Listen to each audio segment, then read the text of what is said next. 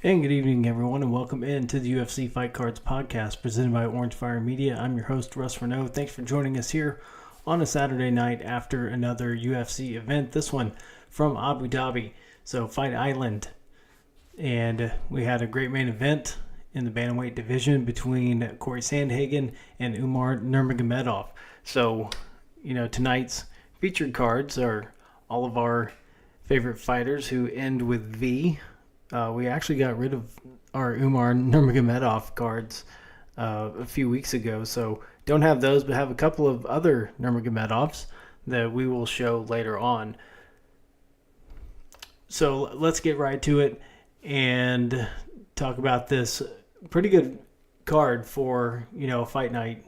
Obviously, Abu Dhabi, they want to do a little bit better with this card. And so you had the number 2 ranked bantamweight contender in Corey Sandhagen taking on number 10 Umar Nurmagomedov. This is a great fight through three rounds. It could have gone either way those first 3 rounds, but Nurmagomedov took over in 4 and 5 and really controlled Sandhagen in those 2 rounds and put it out of reach. There was a 50-45 card, and it gave all 5 rounds to Nurmagomedov. Could have made a case for Sandhagen early on, but as the fight went on, it became clearer and clearer who the winner was. And so that is going to vault him way up into the rankings and possibly in line for a title shot. So we'll talk about that later on when we look at the schedule going forward, what that means in the bantamweight division with a big title fight coming up. We had another bantamweight look really good against a top contender this evening, so we will tie all that together as we go on through the card. But great showing by Nurmagomedov. Couldn't put Sandhagen away. Sandhagen couldn't put him away. But just a really good fight between 2 great fighters, and I would love to see that fight again down the road, just to see who figures who out.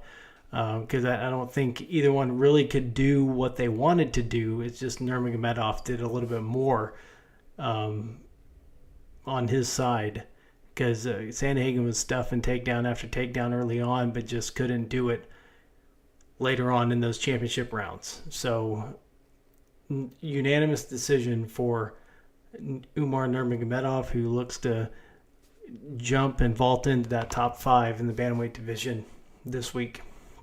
So we saw the co-main event, Sharo Magomedov, just one of those rising stars in the middleweight division, defeating Michal Olajaychuk by unanimous decision. This was kind of a beatdown, just couldn't put Olajaychuk away. Great job for him by hanging in there. But Magomedov to show him what he's made of, and that, that's why he's one of these up-and-comers and maybe looking into that top 15 this week. The problem with Magomedov is that it can only fight overseas because it just has that condition in his right eye that will keep him from competing here in the U.S. So that's just a hurdle that the UFC is going to have to continue to cross with this prospect. So this was the other bantamweight matchup I was talking about. Number 6, Davison Figueiredo defeating number 4, Chito Vera by unanimous decision. And Figueiredo looked great. Really able to do a lot of things he wanted to do against Chito.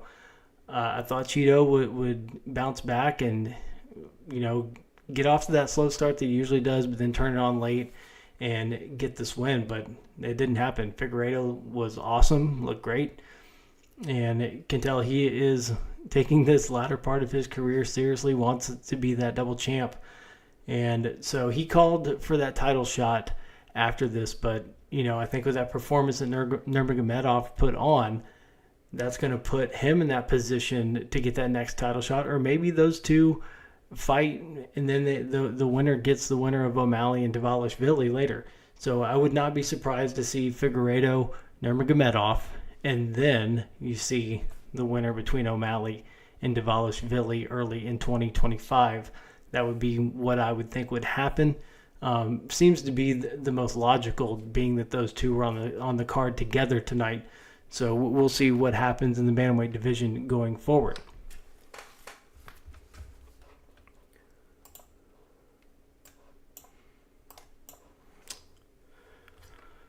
So now we look at what may have been the final fight of Tony Ferguson's career. He only put down one glove, said he was going to hold on to the other one just in case. He's going to go talk to his family. But Michael Chiesa getting the submission in the first round, getting Tony Ferguson to tap. That is Tony Ferguson's 7th straight loss in the UFC. And so that would make you think that it is time. Dana White has said it. Has said it a couple of fights ago that it's probably time for Tony Ferguson to hang it up. But he's not ready. I've been ready for a little while myself for him to call it quits. I think, he's, lost to the best. 7 in a row. Lost to, great fighters. But Chiesa just right there on the edge of the rankings. He's not ranked, but just, kind of in that top 20-ish. So this just is not the way that you want to go out. 7 straight. Obviously, you want to go out and win, but I don't think that's in the cards for Tony Ferguson at this point unless you just go to the bottom of the barrel. You don't want to do that either, to just fight nobody.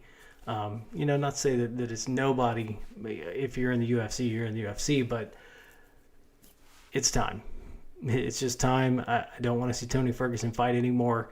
And so this first round submission loss to Chiesa kind of, does that for me. That I've seen enough. So there we go. Tony Ferguson almost calling it quits. We'll see. We'll see what happens. So here we go. This was a great women's strawweight matchup.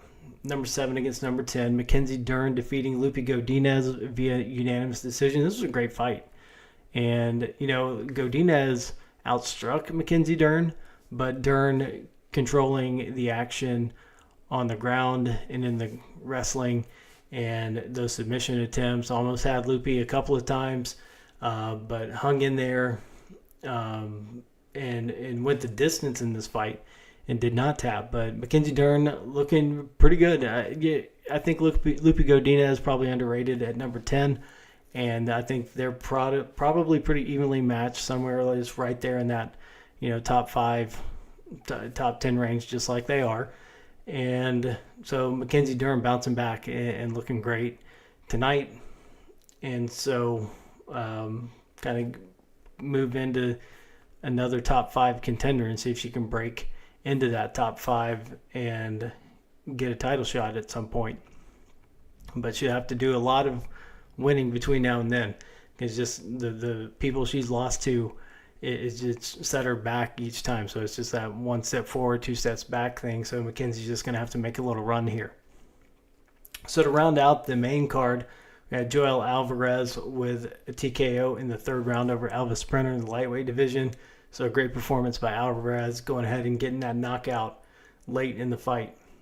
So I do want to touch on the featured prelim, because you had 2 ranked fighters, number 14, Azamat Murzakanov against number 15, Alonzo Minifield in the light heavyweight division.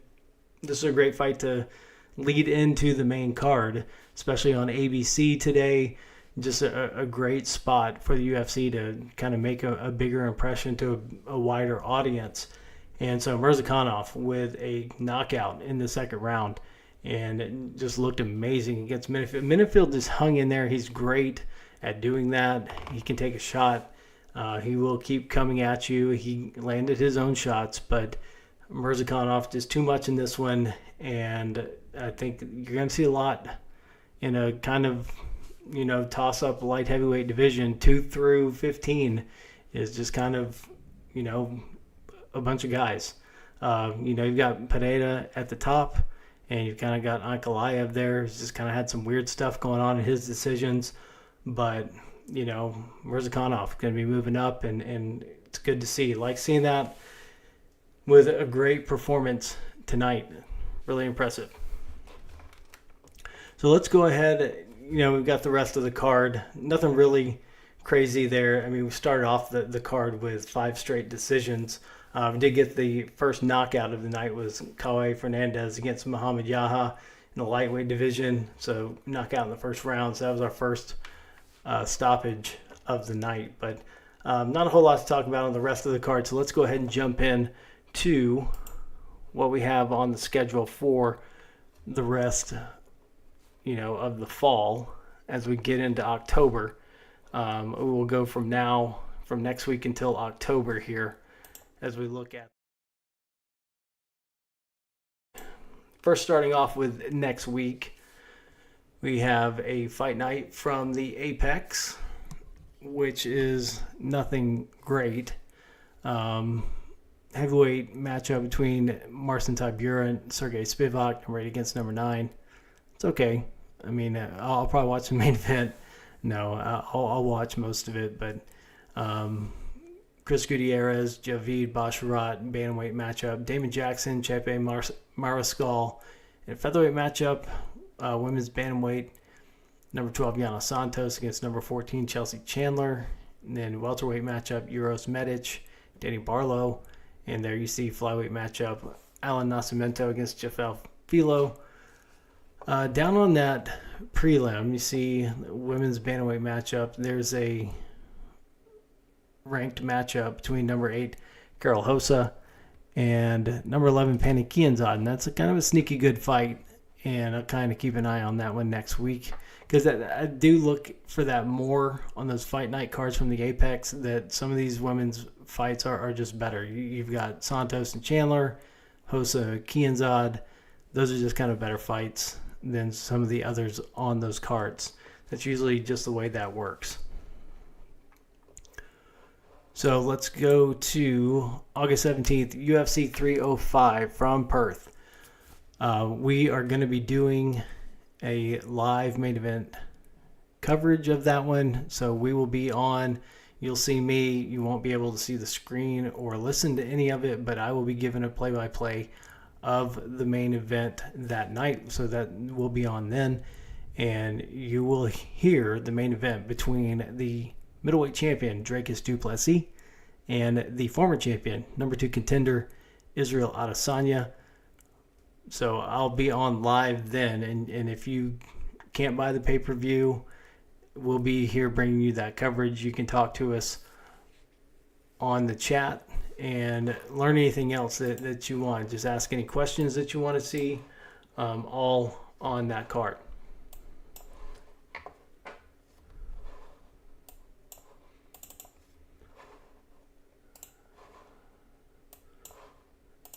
So let me bring up, I'm going to get the podcast here in the background. I usually see it, but now I'm not. So let me just get in there real quick. As you look at a little bit of the rest of the card.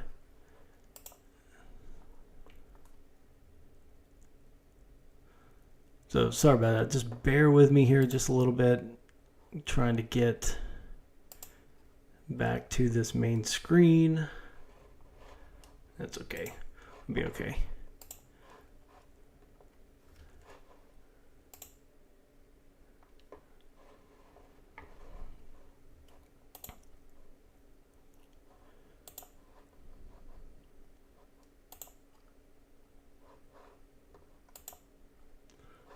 All right. So we look at the rest of the card. You've got Kai Kara-France against Steve Verseg in the flyweight matchup, and you'd think that Steve Verseg should be a little bit higher after that performance against Alessandro Pantoja in that title fight, but just moved up that one spot. Then you got a lightweight matchup. This was added this week. Number 5, Mateusz Gamrot against number 11, Dan Hooker. Heavyweight matchup between number 10, Tai Tuivasa, and number 12, Jairzinho Rosenstrike, and Li Jiangliang against Carlos Prates in a welterweight matchup. The only other ranked matchup on this card is in the prelims, number 14, Casey O'Neill against Teresa Bleda in a women's flyweight matchup. So great card coming up from Perth, and we will be right here for it in our live main event coverage. So we got a fight night coming up on September 7th from the Apex, and not a whole lot on this one yet. So we got number 6, Gilbert Burns against number 8, Sean Brady in a welterweight matchup in the main event. Number 9, Calvin Kattar against Cal Nelson. There you see the other two matchups that we talked about last week. Here is Riyadh Season Noche UFC, otherwise known as UFC 306. from the Sphere in Las Vegas, and those ticket prices, $3,000 for the lowest price ticket to this event. So that's just insane. And I'm sure it'll be worth every penny for those who have it. But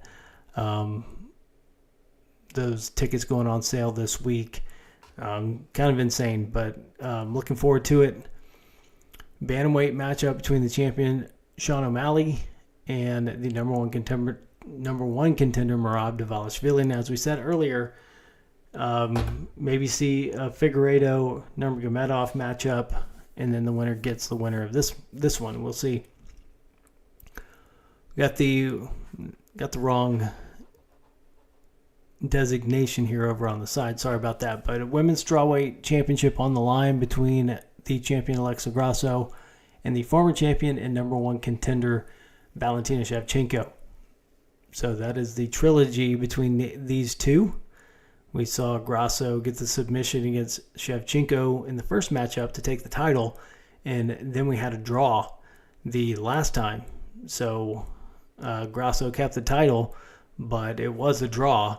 So 1-0-1 for Grasso coming into this one. And, just preliminarily from my standpoint, I see Shevchenko evening this out, and kind of like a Brandon Moreno, Davison Figueiredo type scenario. We may see this one for a fourth time down the road. I think we may see the women's strawweight division advance a little bit with somebody else, but I think Grasso Shevchenko do this again sometime. But who knows? Maybe Grasso puts this one to bed. You never know. Featherweight matchup. This is one we were going to see last month, and Ortega was sick and had to pull out. So we're going to see number 3 Brian Ortega against number 12 Diego Lopez. Just really looking forward to that. I love seeing Diego Lopez fight. I think he's just one of the more refreshing fighters in the UFC right now, and can't wait to see it. Then a bantamweight matchup between Raul Rosas Jr. and Aori Kalang. Then a women's bantamweight matchup, top 10 matchup between number 4 Irina Aldana and number 10 Norma Dumont. Here you see the rest of the card that we shared with you last week. Then we get to Fight Night, September 28th in Paris. Don't know anything about this one yet. The one thing we do know, and we're going to see this soon, is that Cyril Gane is not on this card. He is on another one coming up. So it's going to be interesting to see how they go with this Paris card. Don't know anything about UFC 307 either. October 5th from Salt Lake City. Do not have a main event there yet either. And the only other event, but we do have some matchups now confirmed as of this week, and this is going to be a pretty sick card. October 26th, UFC 308 from Abu Dhabi, where UFC was today. We've got the featherweight championship on the line between the champion Ilia Topuria and the number 2 ranked contender, the former champion Max Holloway. It's going to be an awesome fight. Cannot wait to see that one. That one's going to be interesting. My niece is getting married that day, so we will have to do some finagling to make sure that we can watch that one. Cannot wait to see that, though. Heavyweight matchup here. So Cyril Gane, number 2 ranked contender, against number 3 Alexander Volkov. And, you're not going to see Gane in Paris. So like I said, that kind of throws that one up in the air. But great matchup there. Middleweight matchup here. We're supposed to see earlier. Number 3 Robert Whittaker against number 11 Khamzat Chimaev. I hope Khamzat is good to go for this one, because if he has to pull out from this, I don't know how his career recovers from another setback. So hopefully this stays intact, because this is going to be an exciting card if it does.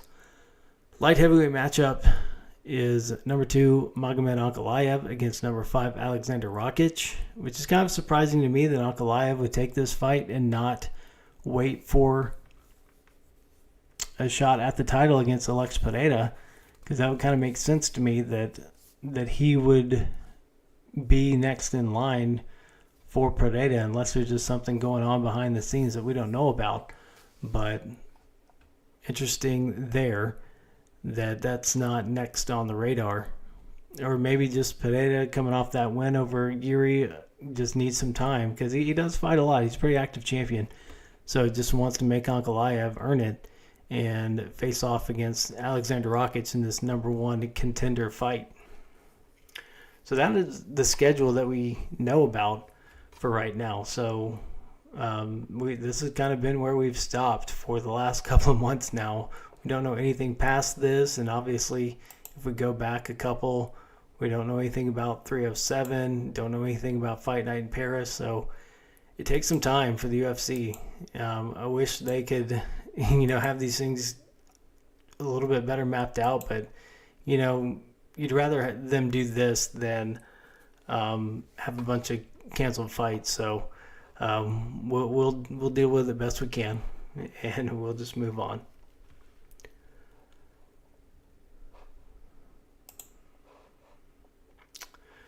So that is what we have on the schedule for the next couple of months. We've got a lot of great fights coming up and cannot wait to talk about them with you, and appreciate you stopping by today. Let's go back to what we have as far as card-wise today. Let's see. Like I said, since we're in Abu Dhabi, a lot of people who normally dot these cards, Islam Makhachev, little prism, number to 49, and all these other Islam cards to go with it. Put those up there. Do you have the Nurmagomedov? Do you have a Bubakar Nurmagomedov, the pink cracked ice, a couple of other rookies there. Saeed, number to 99, with that silver hollow laser. Got the hyper, so got a few of those. Got a lot of Hamzat. So we've got this one numbered to 49. Then some other rookies of Hamzat. So you can find all of the stuff we have listed on our eBay store. Some of this is not, though, so you may just have to reach out to me. The email address is russ@orange-fire.com. Got the Shavkat Rakhmonov, the blue prism, number to 175. Also got a green, got some rookies in here of Hamzat. Of Shavkat Rakhmonov. So you may see him in a title fight near you one day against Bilal Muhammad. Have seen the rumor of that here in the last week or so. So we pulled those cards out that we'll see Shavkat Rakhmonov, Bilal Muhammad, maybe at Madison Square Garden in December. So that'd be awesome to see that fight. Maybe November, December, I can't remember which one. It's November, and then they finish off at T-Mobile for the December card. So yeah, that'd be pretty awesome main event there. And kudos to Bilal for wanting that fight to happen, and right after taking that title. So that's just a little bit of what we have. You can go check out our store on eBay at Orange Fire Lots of Lots. See what we have listed, and I've shown you some stuff that we don't have listed, but you can always reach out if you are interested in anything there.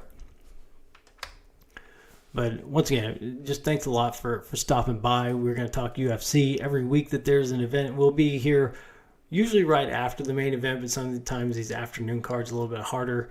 This is kind of our normal time slot that we can get in here around 10:30, 11 o'clock, a little bit later for pay-per-views. But, those afternoon cards is a little difficult to do right away. But glad we could get in here and talk a little bit about today's card from Abu Dhabi, which is pretty exciting for the most part. Had some interesting decisions. Good to see Umar Nurmagomedov just make a name for himself and he kind of vault himself into that bantamweight title picture. So it's pretty good night. If you ever have any questions, just reach out to us, leave a comment in the chat, and you can subscribe to our channel. You'll always know when we're live, because we're not always at the same time, because we just kind of come on when the fights are over.